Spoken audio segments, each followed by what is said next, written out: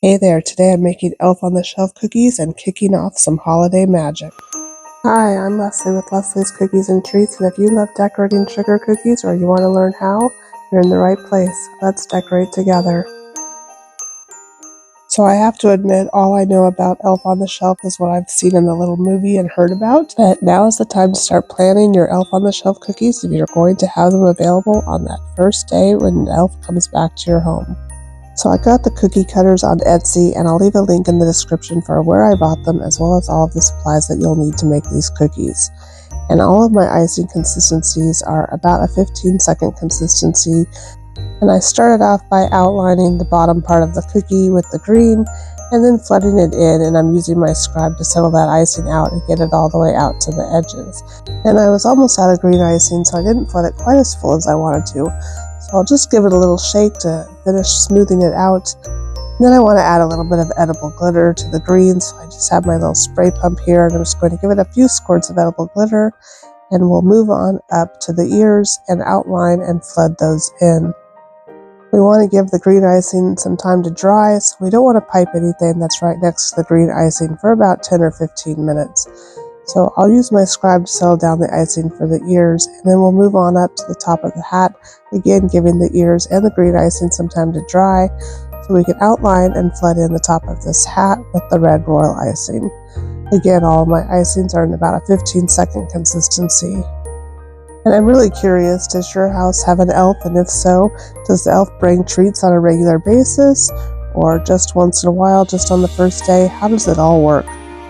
Anyway, back to the cookie. I gave my elf some time to dry, and now I'm coming back in with my skin-colored icing, and I'm just going to outline and flood in the face, and then I'll use my scribe like always to settle the icing down and shape it as I need to.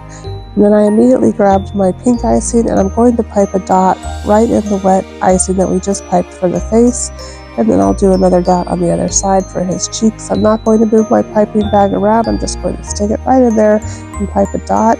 And then I can tap my scribe up and down to settle that icing down if need be. And then I'll move on down to the little part where his hands are and put a little placeholder here where the hands will go, and then we'll pipe over that later. And then I set the cookie aside to dry again until the face had a chance to crust over, which for me is about 15 minutes, before coming back in and piping in some brown hair. Using my scribe to settle that icing down and make sure that the icing gets all the way down to the cookie so that this area does not form a crater. And then I set it aside to dry again. I recommend you put it in front of a table fan or in a dehydrator so that we don't get craters in these small areas. And so the brown icing and the red icing had crusted over, so I can pipe in this white hat band without worrying that the colors are going to run together. There will be areas of separation between each color, which is exactly what we want. And so once I finish settling down that hat band, I'm going to go ahead and grab my black icing and pipe in 2 eyes. I'm going to try to make them about the same size. And I will also use my scribe to settle down the black icing, whether it looks like it needs it or not, because little tiny dots like that have a tendency to get air bubbles, so I want to make sure to smooth them out so that that does not happen. And I'll let that dry while I grabbed my PME paint daughter and some light green paint mixed with some white edible paint, and I'm just going to put little dots down here on the name plaque.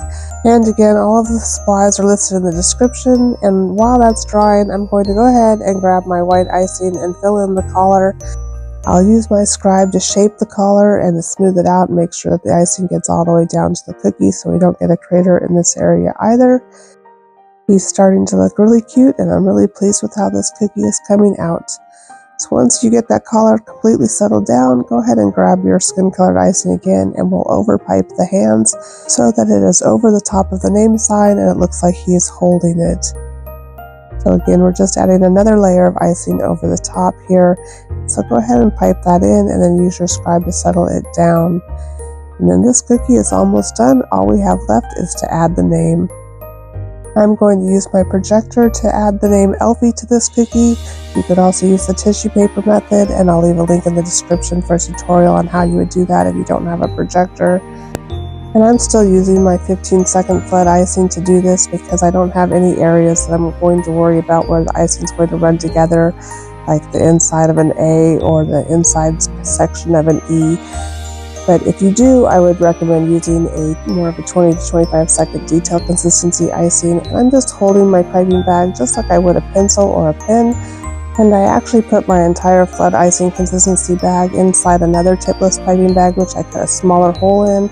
And I'm just going to carefully go across these letters and pipe them in right on top of where my projector is projecting the words. And then I'll use my scribe, or you can even use a dampened paintbrush to settle down any start or stop bumps at the edges of these letters. And then this cookie will be done. Elf approved and ready to welcome your elf back. So let me know in the comments if you have an elf on the shelf in your house and how you welcome your elf back, and if your elf brings treats or activities all throughout the season, and whether or not your elf actually helps keep your children behaving. Thank you so much for watching. Hit that subscribe button, and I'll see you later.